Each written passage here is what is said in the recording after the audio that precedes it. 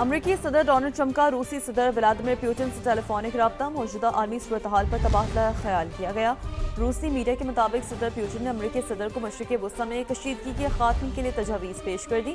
امریکی صدر نے میڈیا سے گفتگو میں روسی ہم منصب سے بات چیت کو مفید قرار دیا۔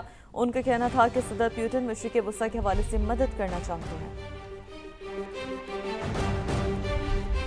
اشتعال انگیز کارروائیاں ہزاروں سال پرانے تعلقات پر اثر ڈال سکتی ہے۔ ترک صدر نے ایران کو خبردار کر دیا۔ رجب طیب ایردوان نے انقرہ میں خطاب کرتے ہوئے کہا، کشیدگی کے خاتمے کے لیے پہلے دن سے ہی سفارتی کوششوں میں مصروف ہیں، تنازعات کو مذاکرات کے ذریعے حل کرنے کی حمایت کرتے ہیں۔ ترکیہ انصاف، عالمی قوانین، امن اور استحکام کے ساتھ کھڑا ہے۔ خطے میں بھڑکتی آگ کو مزید پھیلنے سے روکنے کے لیے اقدامات کی ضرورت ہے۔ میزائل اور ڈرون حملوں پر ترکیہ نے ایرانی سفیر کو طلب کر لیا، حملوں پر وضاحت مانگ لی۔ ترک وزارت خارجہ کے مطابق ایسے اقدامات خطے میں کشیدگی بڑھا رہے ہیں۔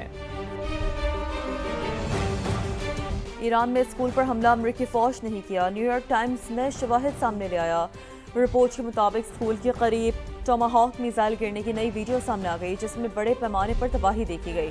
سیٹلائٹ تصاویر، سوشل میڈیا پوسٹ اور دیگر ویڈیو سمیت مختلف شواہد سے ظاہر ہوتا ہے کہ ایلیمنٹری اسکول کو اسی وقت نشانہ بنایا گیا اور نقصان پہنچا جس وقت پاسداران کے بحری اڈے کو نشانہ بنایا جا رہا تھا۔ حملے میں 160 لڑکیاں شہید ہوئی۔ امریکی اخبار نیو یارک ٹائمز نے بچیوں کے اسکول پر ایران کے حملے کا ڈونلڈ ٹرمپ کا دعویٰ غلط ثابت کر دیا۔ صدر ٹرمپ نے پہلے اسکول پر حملے کا الزام ایران پر لگایا تھا، تاہم آج ان کا کہنا تھا کہ ہم تحقیقات کر رہے ہیں۔ اب آپ کو یہ بتاتے ہیں، امریکہ نے افغانستان کو غلط حراست کی سرپرست ریاست قرار دے دیا ہے۔ اہم ترین اپڈیٹ ہے، طالبان رجیم امریکی قیدیوں کو فوری رہا کرے۔ امریکی وزیر خارجہ کا یہ اہم مطالبہ ہے۔ طالبان دہشت گردی کے ذریعے رعایت حاصل نہیں کر سکتے، مارکو روبیو نے ایسا کہا۔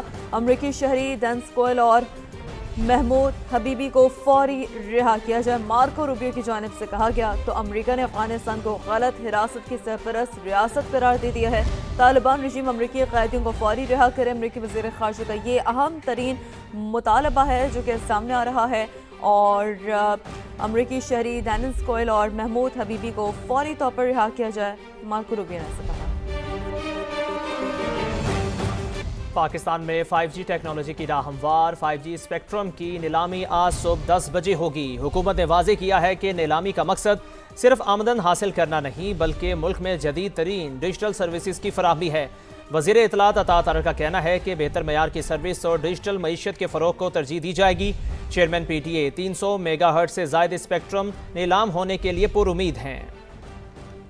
انتظار کی گھڑیاں ختم، تیز رفتار انٹرنیٹ کی طرف ٹھوس پیش رفت، 5G اسپیکٹرم کی نیلامی کا مرحلہ آن پہنچا۔ وفاقی وزیر اطلاعات عطاءاللہ تارڑ کے مطابق نیلامی کا مقصد محض آمدن حاصل کرنا نہیں بلکہ عوام کو جدید ترین ٹیکنالوجی کی سہولت فراہم کرنا ہے۔ Priority is making digital highways, digital corridors, digital connectivity اور فری لانسر اسٹارٹ اپس کو، یوتھ کو انیبل کرنا کہ وہ اس ڈیجیٹل ریلم کے اندر آ کے اپنی پرفارمنس دے سکے۔ وفاقی وزیر آئی ٹی شیزہ فاطمہ نے سونے کے انڈے دینے والی مرغی کی مثال دے دی، کہا اہم شعبے میں جلد بازی کر کے نقصان نہیں اٹھانا چاہتے۔ کوشش ہم نے یہ رکھی ہے کہ ہم اس مرغی کو زندہ رکھیں اور وہ سونے کے انڈے جو ہے وہ پھر تاحیات ہمیں دیتی رہے تاکہ ہم اس سے جو ہے وہ فائدہ اٹھاتے رہیں ایز اے کنٹری۔ دنیا کی جو بیسٹ پریکٹسز ہیں اس کے مطابق ہمیں کنسلٹنٹ نے پرائس کی بینچ مارکنگ کر کے دی۔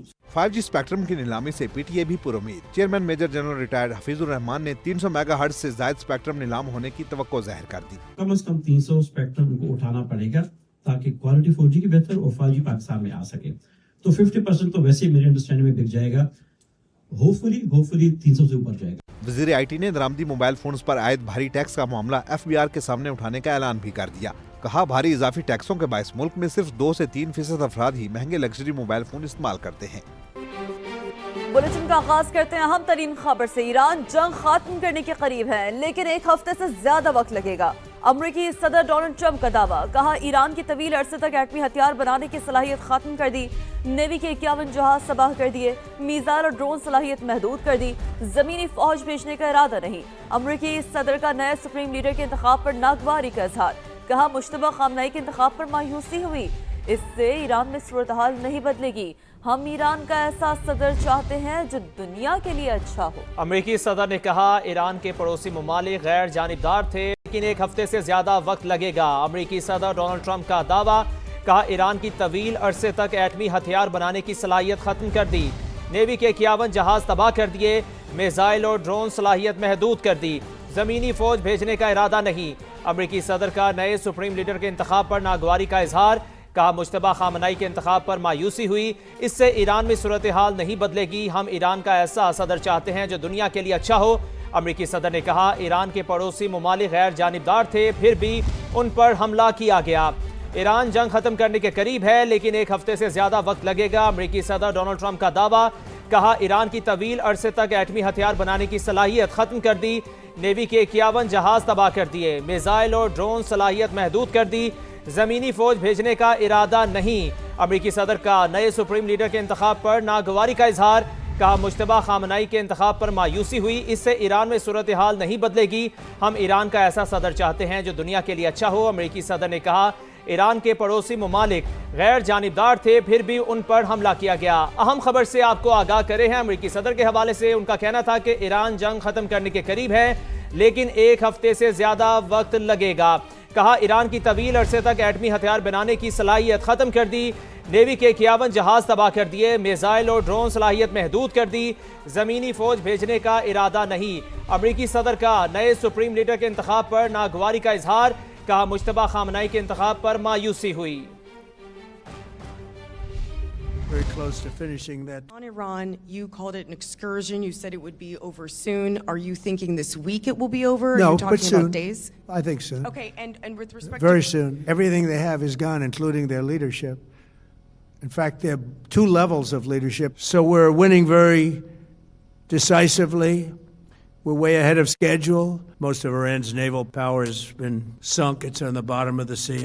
It's almost 50 ships. I was just notified it's 51. Their missile capability is down to about 10%, maybe less, and 83% drop in drone launchers. They attacked their neighbors, and their neighbors were largely neutral, or at least weren't going to be involved. If you look at Saudi Arabia, you look at UAE, Qatar, and others.